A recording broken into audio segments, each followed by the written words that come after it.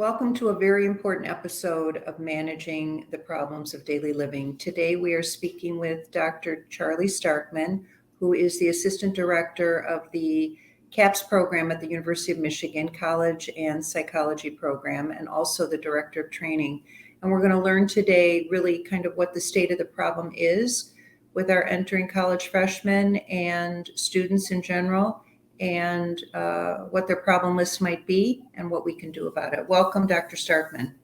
Thank you, Dr. Circus. It's great to be here. Thank you so much for having me, and I'm looking forward to talking today just about this really important and meaningful issue, especially knowing that for the last few years, our students who are now entering college have really lived through a pretty unprecedented time. A lot of isolation, a lot of difficulties in terms of kind of building and honing those social skills, and ultimately the adjustment to college has felt, I think, even harder than it has in the past. And so there's a lot of things that we're seeing that are consistent with the trends that are typically seen in university counseling centers, and at the same time, there's also been a pretty steep increase in severity or acuity of the cases that we're seeing in the presenting concerns that students are coming to us with.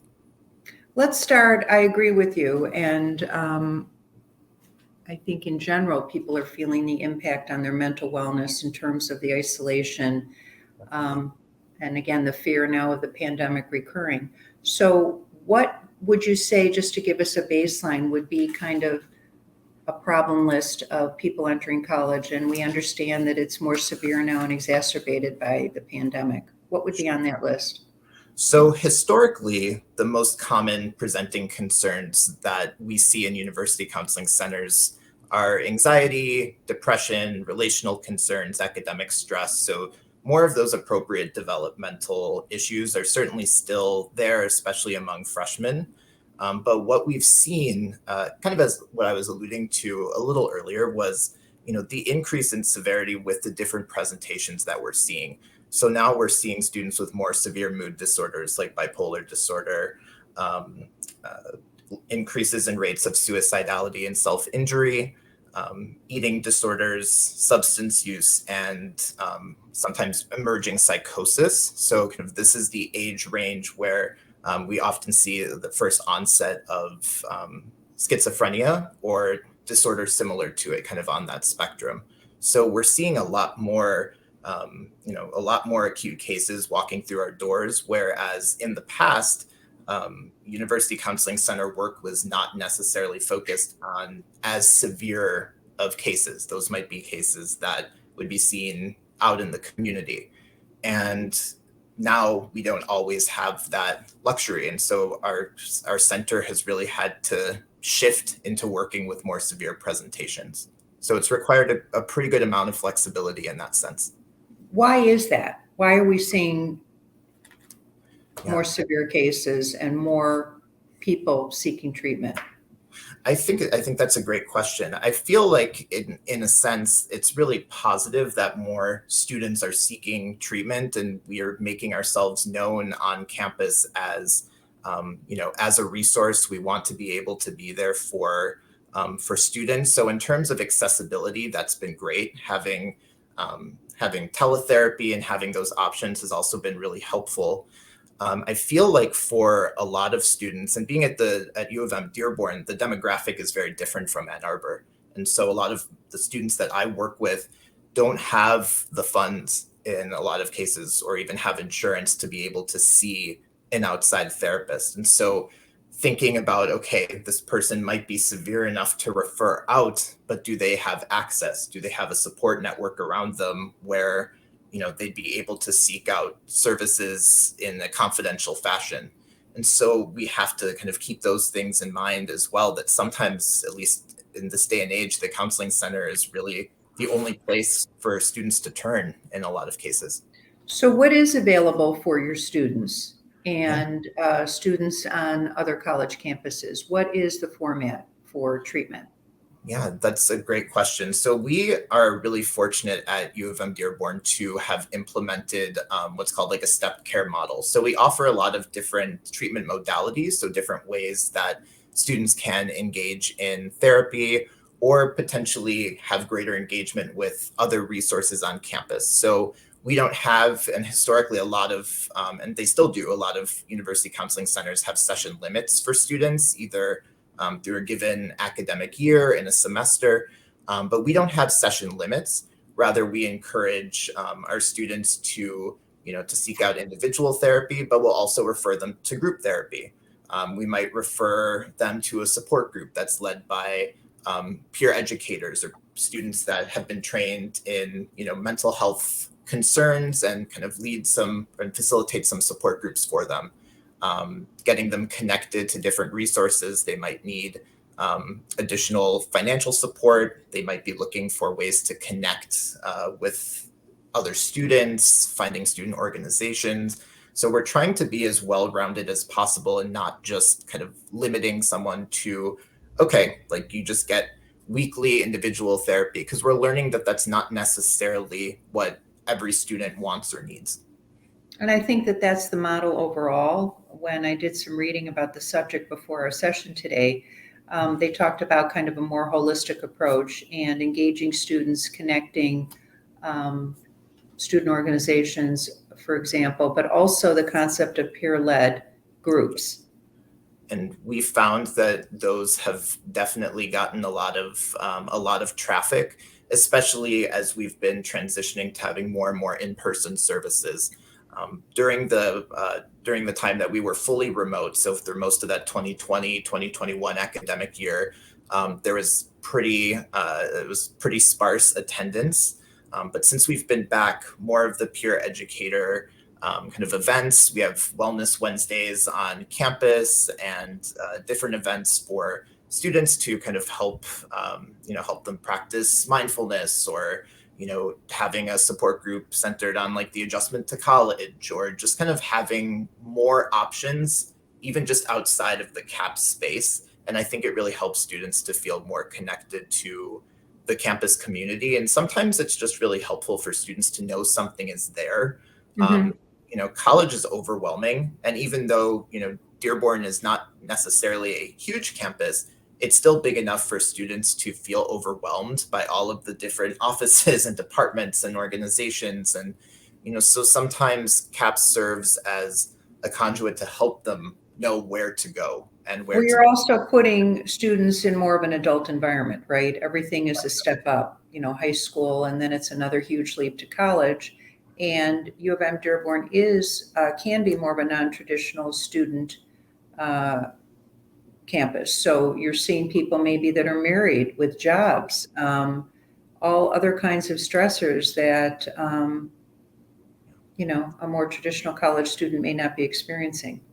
And I can kind of draw on that example, having a client who was getting her master's and in her late 30s, and she's seeking out support at CAPS. And I worked with her for quite a while. At the same time as she's working, a full 40-hour week, has a son who was also struggling with his own mental health. And so trying to balance all of those things and sort of keeping all of that together can be really hard. And our students, I think, face more stressors and more barriers than, perhaps a more traditional campus. And so we're always taking that into account and seeing what works best. Right. Theoretically, they are. I mean, they may not have the time or the funds necessarily, but they have the maybe perspective on life that they know that, things aren't working for them and they, might benefit from some help. You mentioned barriers earlier. In terms of seeking help, what can you tell us just in general? It's cost, right? And then we talk about the stigma associated with having a mental illness. Definitely. And I think, and we've done some pretty interesting research through Active Mind, Healthy Minds. That's a national led through the JED Foundation, which is an organization that studies college student mental health. And we have found that overall, nationwide, the rates of stigma surrounding mental health have decreased. However, every campus is different. And I think that while I've been at Dearborn, there's certainly been a decrease, but we have students coming from a lot of cultural backgrounds where mental health issues are not discussed, are not recognized as problematic. And so students often face the barrier of even coming to CAPS just in terms of the confidentiality piece. Like if they're a student that can't come to campus, but they don't have a confidential place to have a teletherapy session, then we're kind of taking that into account if they're still residing at home. A lot of different things to kind of factor in. If there's severity, if their condition is more chronic, then we have to think about, okay, they're not in a place where we can refer them out, and at the same time, this is more than probably one of our therapists can handle, but we're trying Becomes a safety concern, right? 100%, yes. And Yeah. there's the liability piece for sure. And we're always, of course, we're always looking at it in the best interest of our students and trying to make sure that they're getting what they need and following our recommendations, but then also listening to what it is they want to get from therapy, or just in general to better enhance their mental health and well-being as they're moving through college. And It's a very complicated job that you all have there, because in addition to resources, you really don't know, what environments your students are going home to, what kind of abuse they may be experiencing, how they're supported financially and emotionally. I know that we talk about, in addition to the kinds of programs that you've already mentioned, Peer Led, which we said, the Wolverine Support Network at the University of Michigan, Ann Arbor. You can try to teach students resilience, right? Time management. What else do you think would be helpful for them? Sleep hygiene. For sure, 100%. I also, I think when I kind of talk about those things with students in sessions, I sometimes use the rhyme, like with food, at least, like appetite, like food and mood rhyme for a reason. Like if we're not eating, our mood is all over the place. If we're not sleeping right, our mood is also all over the place. It's extremely hard to concentrate and be present. And sometimes students forget about the basics. And, a lot of my work is really kind of helping them focus on creating a consistent routine of self-care. So some of the issues that you mentioned, like getting good sleep, improving sleep hygiene, developing a consistent pattern of eating, which can definitely be hard for college students if they're, running from work to class, or they're not at home, or, they might not have access to food. And then that's another barrier. But also helping them break things down, I found to be really helpful.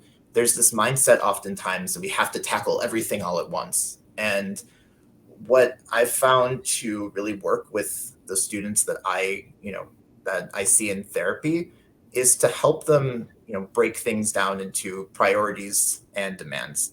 So thinking about what is most important to them, what's, on the top of their list, and what are the things that other people are asking of them, and being able to, find time for that balance, and including the things that really matter to them. That could be social support, physical activity, spending time with friends, being more involved on campus. And then their demands, academic demands, childcare, if they're non-traditional and they have a family, they might have a full-time job. So it's always a balancing act. And a lot of our students, have a lot of that innate resilience, and they're also working on strengthening it at the same time, even just through simple skill building. In my office, I sometimes use the phrase healthy narcissism, right? You want to put the oxygen mask over yourself first. Mm-hmm. We will continue our very important conversation with Dr. Charlie Starkman when we come back. The Birmingham Farmers Market season is here. Join us every Sunday from 9 a.m. to 2 p.m. to shop over 40 local vendors for fresh Michigan-grown produce, artisan goods, and unique bouquets and plants.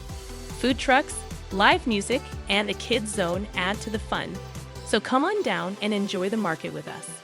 Visit allinbirmingham.com/farmersmarket for more information. We can't wait to see you there. Welcome back to this very important episode of Managing the Problems of Daily Living. We are talking about mental health concerns on college campuses with Dr. Charlie Starkman, who is the Assistant Director of the Counseling and Psychology Program at the University of Michigan Dearborn. Dr. Starkman, we were talking about a variety of problems that students have: stress, anxiety, like you said, it could be financial, housing instability, mood disorders, suicidality. And I think there's also another segment of the population that may have those concerns worsened because they may be coming out, or they may be experiencing pushback from their families. They may not be out to their families. So what are these specific concerns then, please, for the LGBTQ population on campuses?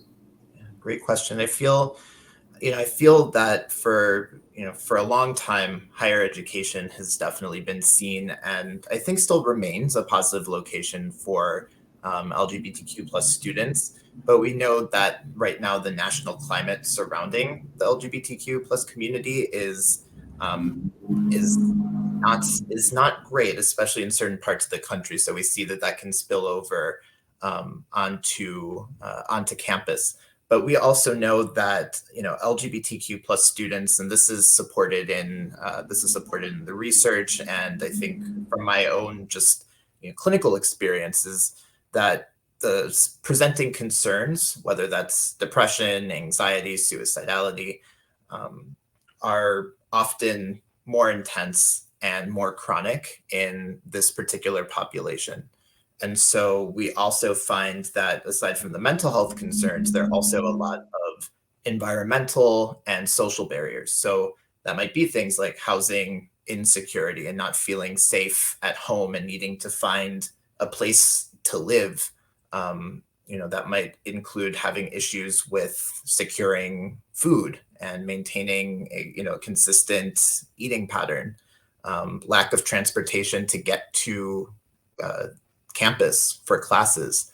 So it's not even just the mental health concerns, the chronicity of those, it's also what's going on in the environment around them and not having access to the same resources as their cis and heterosexual counterparts. You talk about in your notes for me that emerging adulthood is kind of a time for self-discovery. And if you add an extra layer and you are, what does that mean to become an adult? You're becoming more independent, and it's hard to kind of figure all of that out when you have all of these major stressors going on. And you may be asked to leave your house, right? Yes.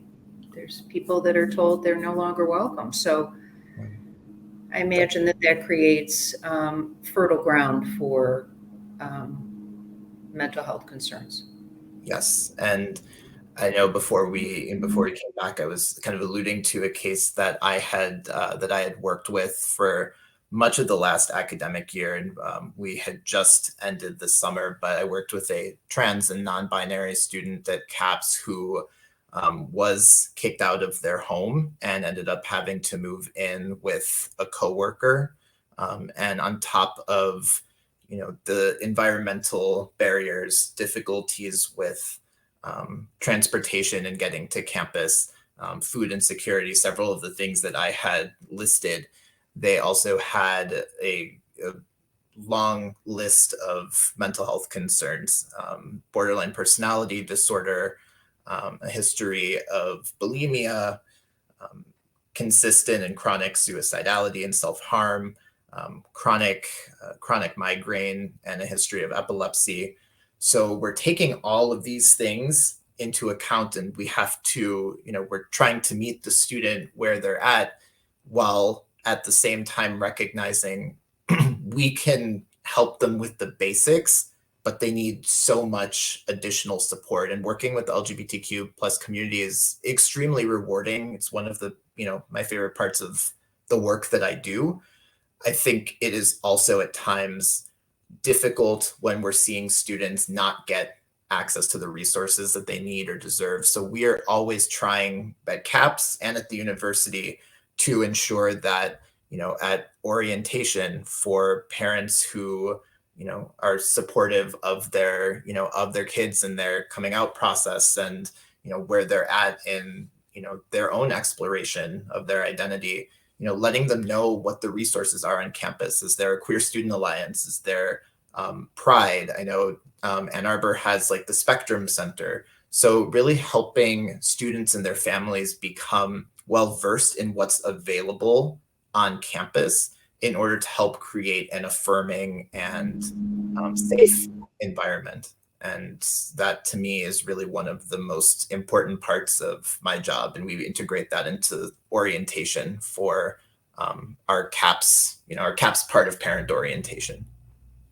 Affirmation is a key component of what you're saying. Yes. For any of us, right? But particularly for that population at that particular time. I did want to ask you if you could just kind of review maybe what some of your strategies would be if someone's coming in with anxiety or depression. We may refer out for medication. If they're self-harming, how do you approach that under the CAPS umbrella with your students? Yeah. So for me, a big part of the work that I do as senior staff and, my job is as training director and having that portion of things, I don't necessarily see as many individual clients because I'm kind of wearing more hats, but I typically will be assigned more severe cases. A lot of times those students will come in, really struggling either with active suicidality, or a case I'm working on right now with chronic self-injury. And so a lot of the early work is just centered around not just, rapport building, but also skill building, getting them set up with one of our groups, helping them kind of see where they do have control over their lives, assisting with strategies like emotion regulation, distress tolerance, or crisis survival. How do we navigate through extremely difficult or painful moments without resorting to behaviors that might feel positive in the short term, but ultimately in the long term are not advantageous for us? So those are some of the things that I'll start with when I'm working with a more severe case. It's the basics, right? Because so often these students come in and they don't have any sort of foundation for what it looks like to have, positive mental health and wellness. They're not equipped. And so that's part of my job, to be able to provide them with that foundation. And from there we can, do more work as, they're in a stable place to do so. What about mindfulness, meditation?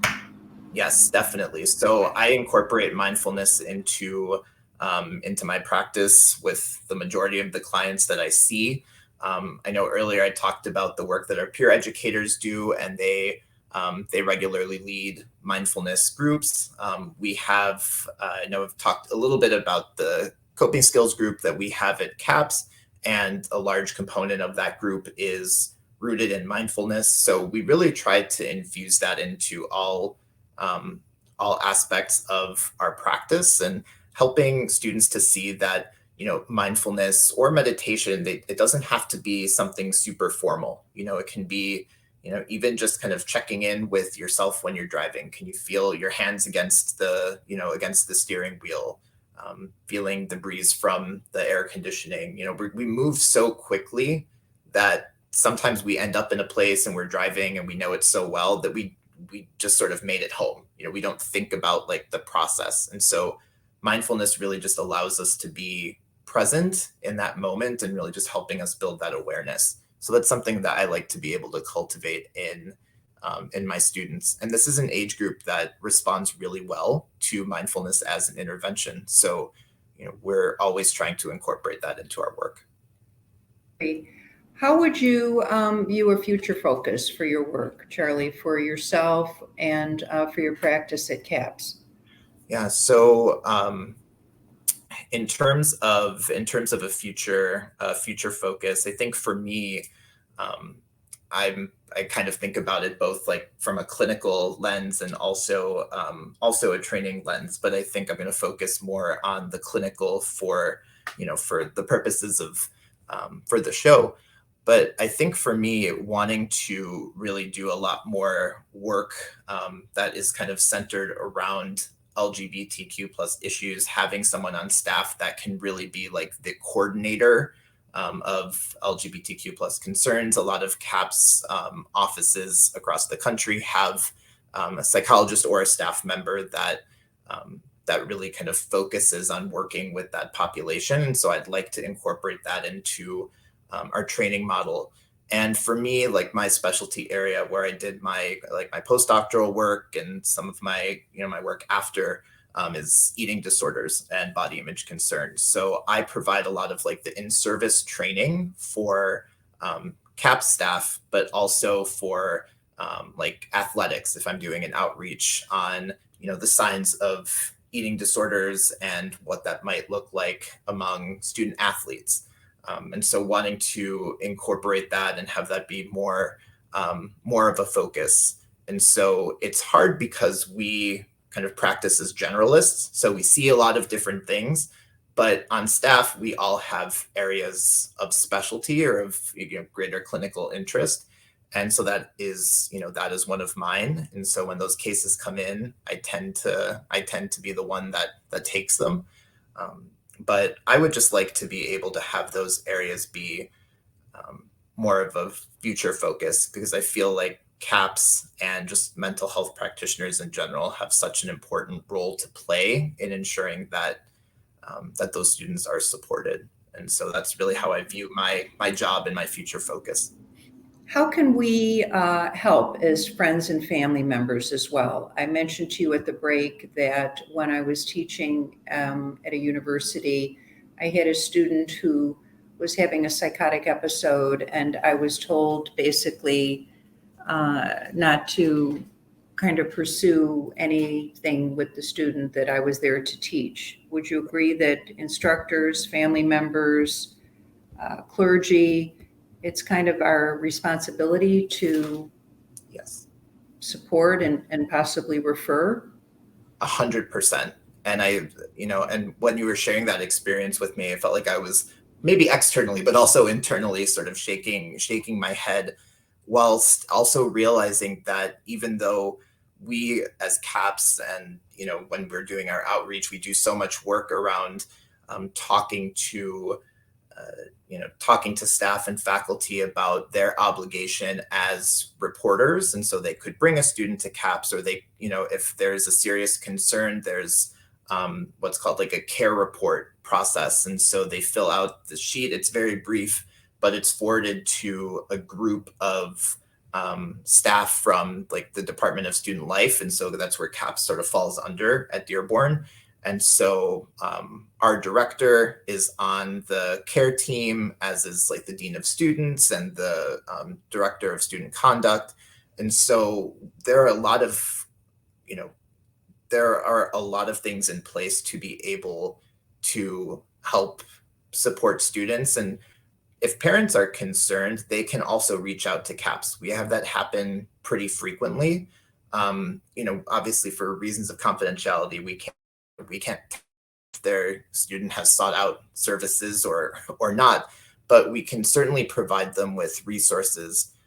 We are always present at student and parent orientation, always trying to field any sort of questions so that students and their families feel supported. Like if there is a concern, that they have somewhere to go and that the process is as clear as possible, and that staff or faculty, like in your experience, don't feel like you are prevented or barred from doing anything when you can see that a student's visibly in distress. Heartened, Charlie, to see the compassion that you have, and I'm sure your staff has as well, to listen, to affirm, and to provide strategies for our students, our young people, our families. And that is a conversation I see that is continuing to improve. And I think the idea is that we're continuing to create access, right? To kind of override the barriers that have been in existence in the past. So we want to thank you not only for today, but for the services that you provide. And I wish you continued success. And thank you for joining us today. Thank you, Dr. Circus. It was wonderful. Thank you.